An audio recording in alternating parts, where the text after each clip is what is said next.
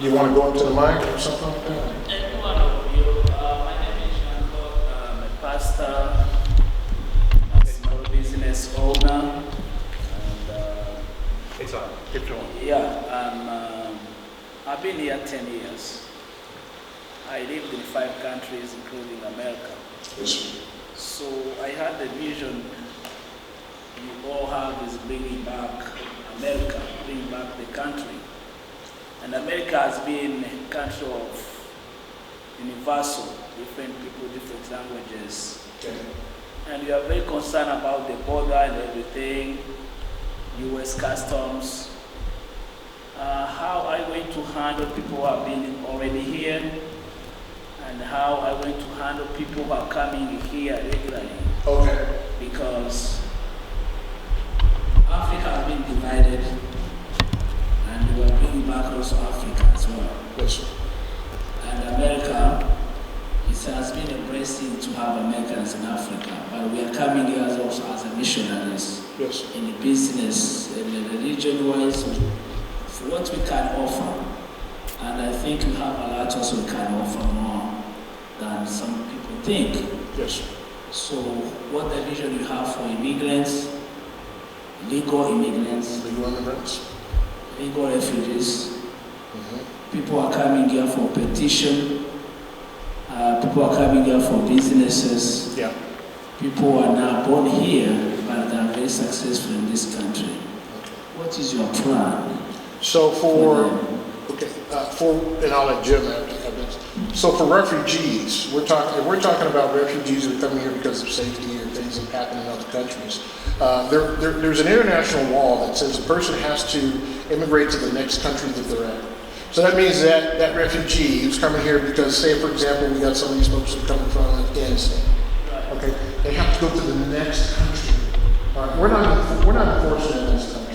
What we were doing is letting people choose the country that they come into, and typically it's the United States. Okay, it's because it's the best country in the world. And everybody wants to be here. Okay? America is More not just the best country in the world is New Zealand. okay. The people So that for your second question about immigrants, Right. okay, we should have a path to citizenship. Okay, Right. particularly if you were bringing a skill here.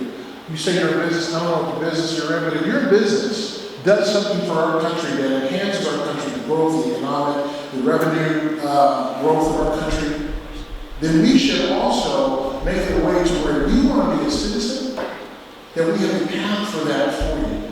Right. We also should let people jump in front of you. And that's what's going on at the border. Right. So you said you're from South Africa, North Africa? I'm from Rwanda, East. We East Africa. East Africa. So, in every country except for the United States, you have an exit gate. So that means I can't go into East Africa and stay there indefinitely. Right. Okay? However, a person can come into the United States and stay indefinitely without any consequences. We need to adopt similar types of policies for those folks that are coming across and overstaying their student visa. And we do that by making sure, again, that there's a path to citizenship for those people that legally come through as yourself. We need to make it easy for you to come over. And then we need to make sure that we don't have a chain migration. So in recent years, or a few years, we had chain migration where people were bringing over more than just their family. Okay? There should be a limit on that. We need to do that. But let's take a look at the people that are in our country first. Okay? Because there are legal immigrants here. Well, they're illegal, but they own businesses. They pay taxes. They hire people. They create revenues in our communities. And what we are doing is overlooking those folks. So that path to citizenship, we need to identify some of those people to give them incentives to stay. And then we have the issue about immigration with non-students. We need to make sure that we have a path to citizenship with them, making sure they have some skin in the game. So if a person wants instant tuition, then we should make sure that they are going to do some sort of service profession after they graduate. Here in Arizona, or where do they come from? Give them incentives. So that's what I'm doing. Thank you. Okay. Thank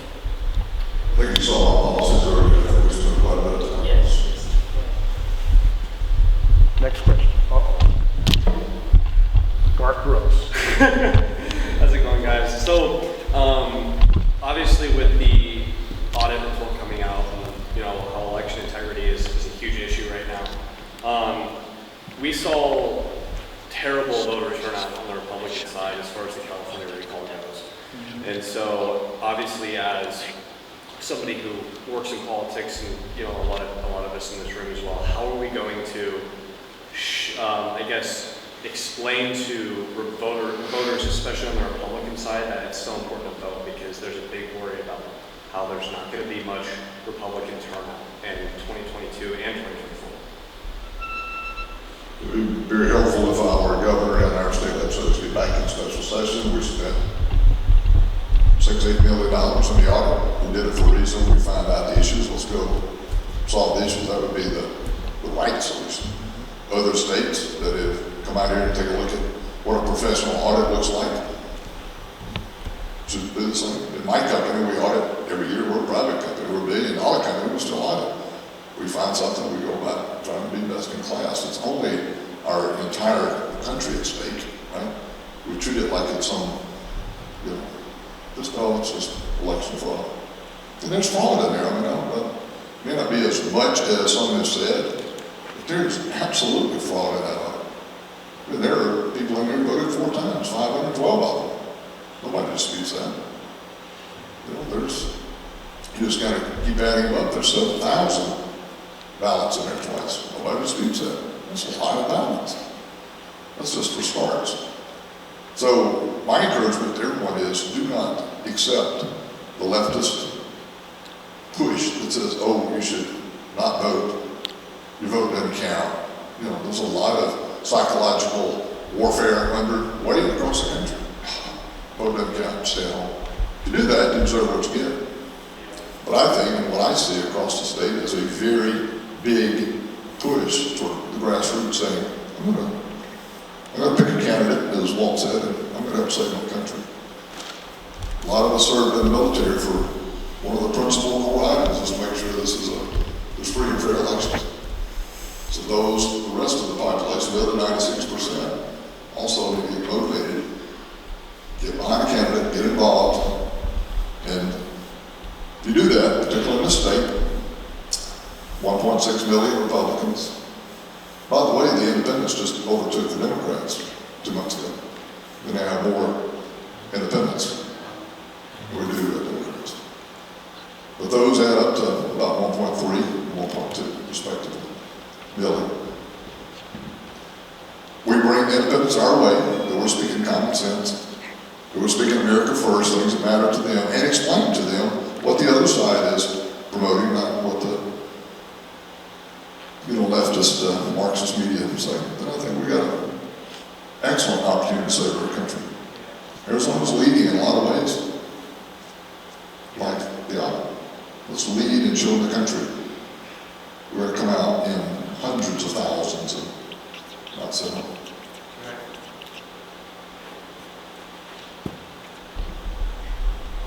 I think what we need to do is, well, first of all, this audit should have brought confidence back to the voters of Arizona.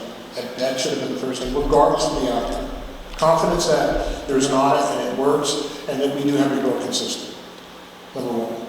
Now, how do we do that? How do we fix that system within the system? Well, let's talk about ballots really quickly. Okay? We need to start treating ballots like they are currency, particularly those ones that are mailed in. Because if we have to count on it and we treat them like currency, then it's a different value on it. We can assess in the legislative body some sort of real consequence, some criminal penalties with fraudulent ballot. The person. From the person who signs it, the person who puts in 20,000 ballots, and the person who lives in one apartment, okay, all the way to the person who is accepting that ballot at the voting booth. We can do that in the legislature. Okay? What I believe we also should have done as a legislative body, we shouldn't have signed it out. What we should have done was adjourned. Because when we signed it out, we left the door open, or the decision making to the government, to whether to call us back in a special session. So we should have signed it out, we should have adjourned, or recessed, okay? When the results of the audits came after they'd given their parts to Mark Burnage, we go back in the session because we're just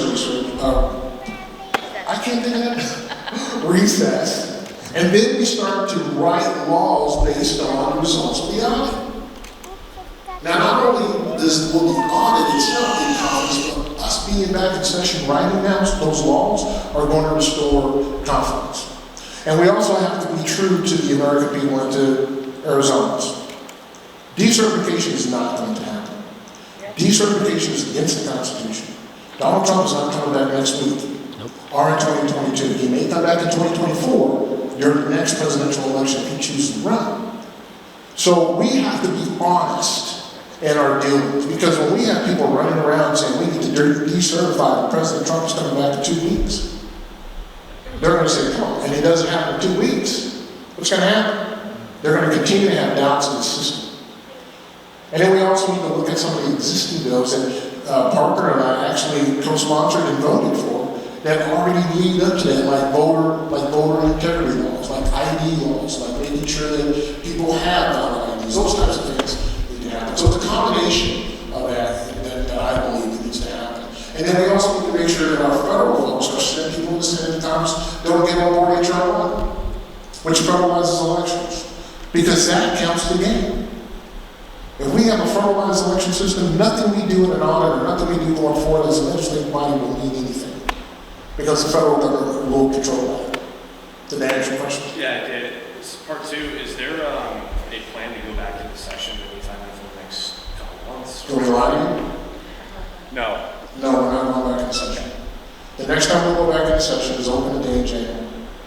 Because there's no benefit for Ducey to bring us back into session. There's nothing for him to gain doing that. January 22.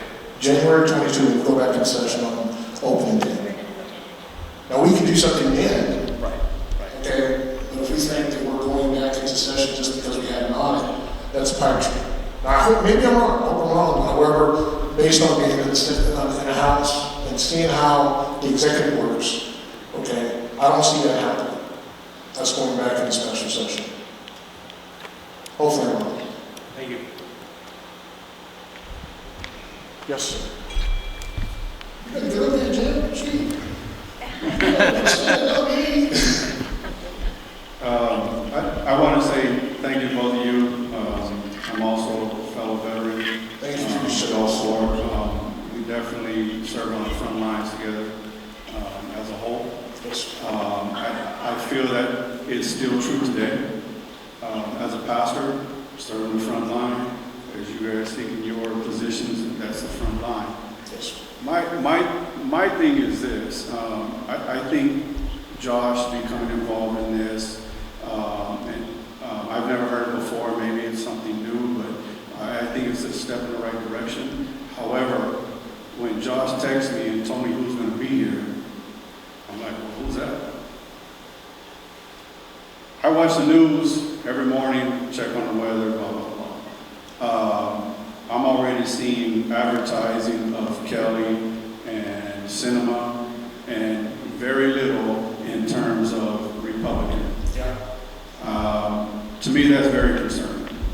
I see the writing on the wall of Big Sally from the beginning. Although I wanted her to win, Kelly was hammering and he was very articulate, and he was, to me, in my opinion, he was like Obama, very well spoken. I wasn't a Obama believer, but he won by that. So when I try not to be political from the pulpit, but I do try to give people information. But when false narratives are being put out there in the news, and that's all they see is Trump is this, Trump is that, we as Hispanics and the minorities, we really got to step up in terms of that. And so I guess my real question is, how are you reaching those people? Because I mean, I'm ignorant when it comes to politics and how the message gets out there, but there needs to be a clear path of how this is going to get done if we're going to be doing this. Great point. So, present day, out and about, meeting all of the legislative district meetings, the club meetings, churches like this one, like Dream Center. etc. We averaged last week, we looked at the odometer, we're doing 860 miles a week across the state. We're everywhere, every day. Today there's 3 these type presentations. On Saturday we were collectively 4, we were in front of 1,100 folks with this kind of discussion, helping them understand and asking them to get involved. So from a financial standpoint, it's unfortunate, but it's a very large part of the equation. If you look at the Federal Election Commission's filings, we do that every quarter, every federal race. In the most recent quarter, from those Republican candidates, Lamon has a little over 2x all the other Republican candidates combined in the war chest, because we're raising capital across the country and personally. Right? I'm committed to do it because it's not a job I need, it's a job I feel like I must do to go help save this country. So starting, and again, I depend on statistics, business guy, right? Gotta have the stats. The retention time today between now and next November for the general election is like 4% of people will remember. I said, what's that guy's name? Man, you got to tell them 3 times, right? Even on top of that. So where we've programmed out our spend is starting in middle first quarter. You're going to see some mailers coming out. In fact, they're on the way out now. Or actually, a big part. Preceding that is a big digital campaign that's starting this month. Then you're going to see January big mailing campaign. Then you're going to start seeing the electronic media. Again, I'm not spending money only against Republicans. Like, you know, they got their place, but I got this. I got to go beat Mark Kelly every day. So that's what we spend money on.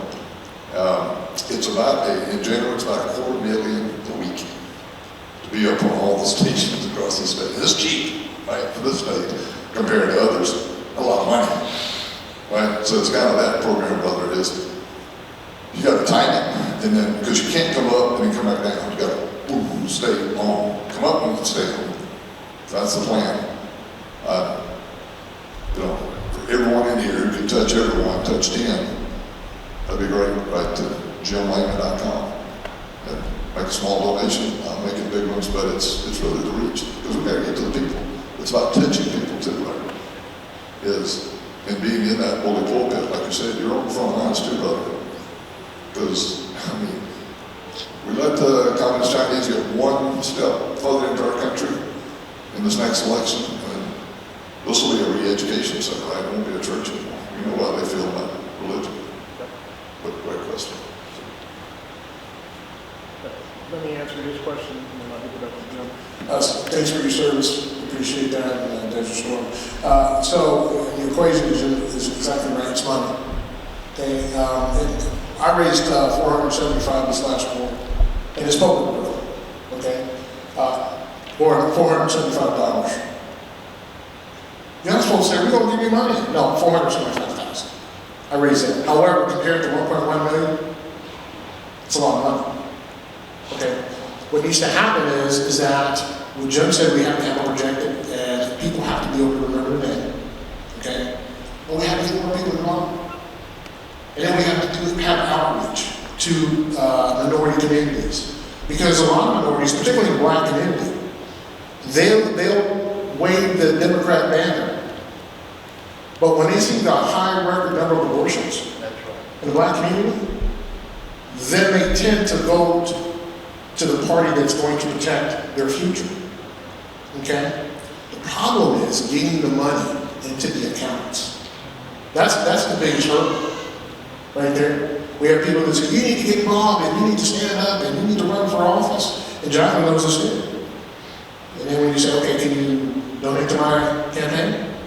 No, I don't want to get involved in primaries. You know what? So how do I get my name recognition?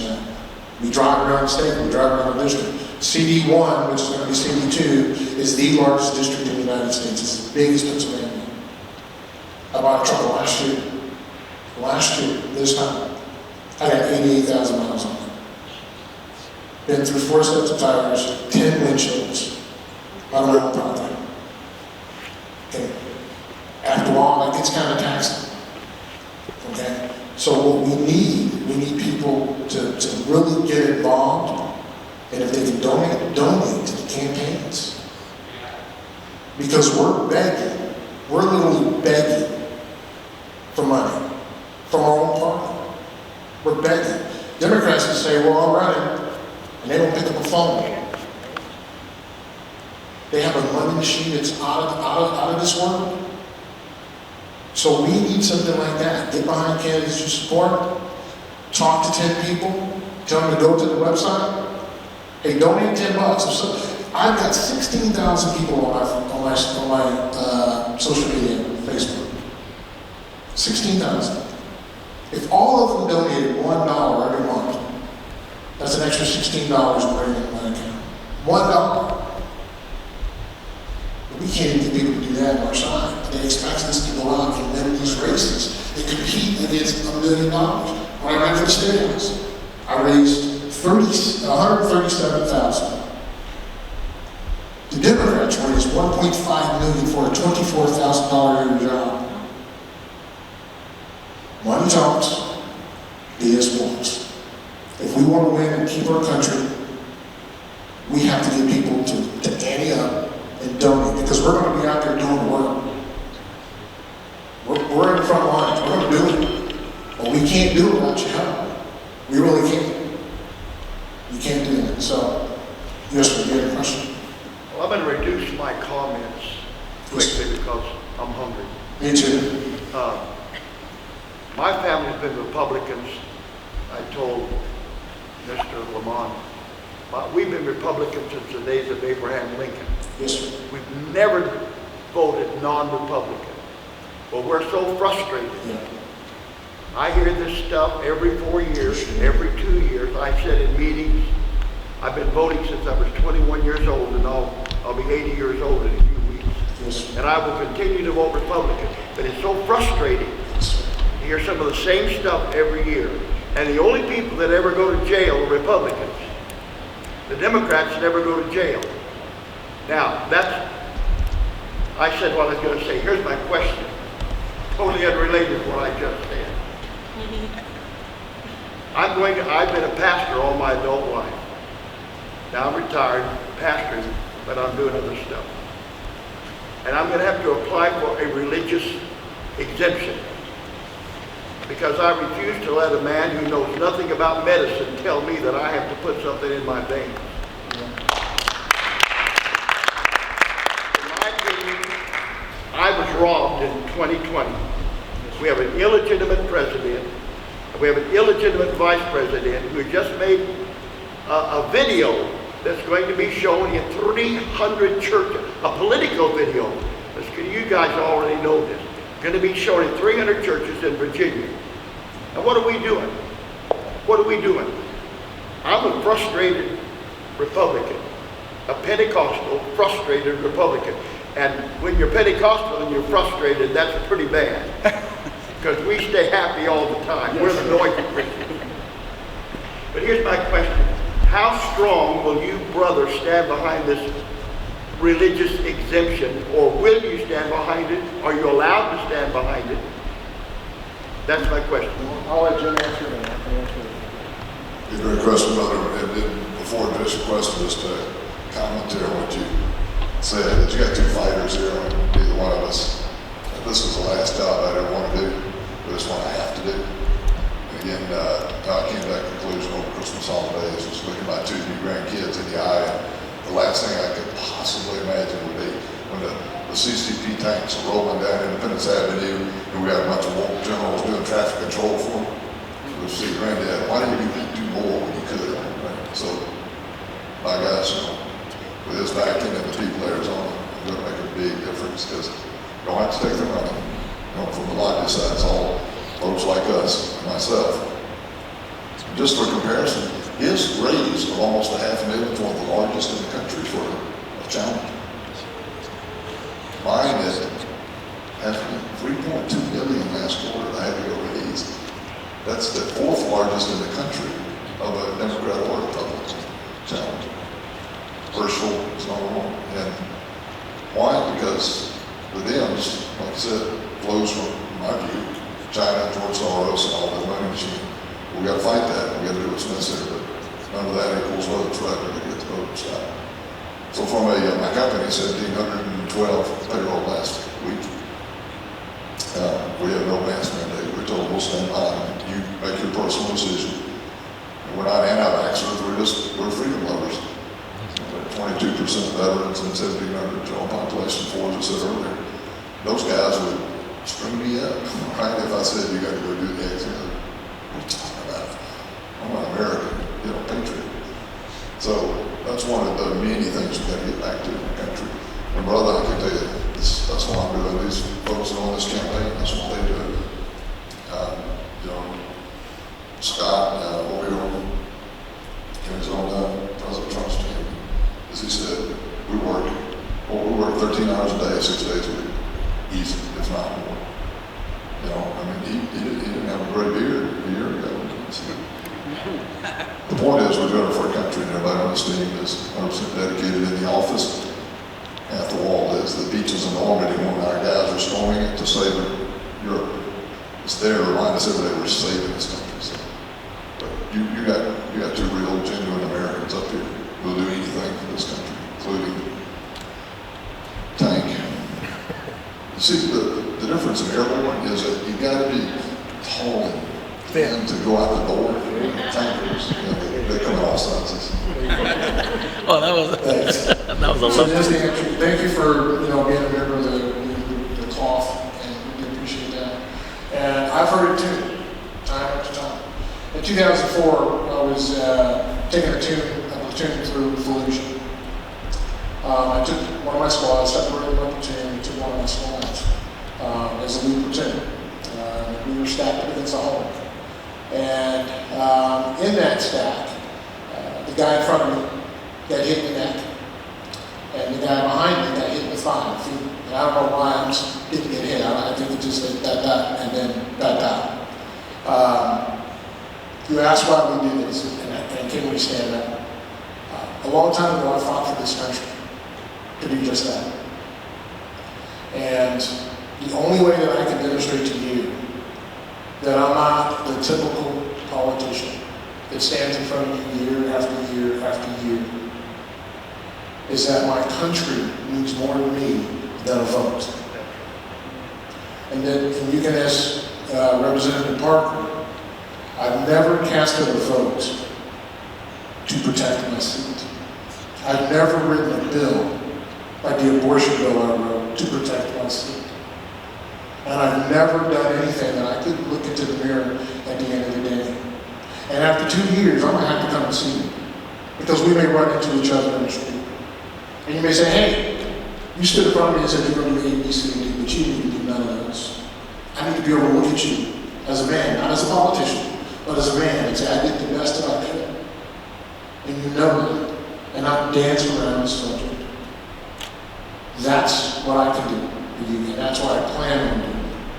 Now, for the shot, the religious, I'll go to jail over that. I would go to jail over that. Because our religious freedoms are something that helped us with this country, it's bound in our country. And if a person cannot use their religious freedom, then what's next? All liberty is gone. So if it's between me going to jail, to stand up for religious freedoms, your religious freedoms, guess what? Somebody's going to be paying all my commissary because I'll be sitting in jail. And that's how I'm doing it. Yes, sir. Thank you so much, This is MAAP Real Talk Show. We'll talk to you real soon. I want to thank everybody for coming. Something we do before we leave is we gather all our pastors that do show up. We like to say a prayer over the candidates. We all know that our candidates are in for a fight. It's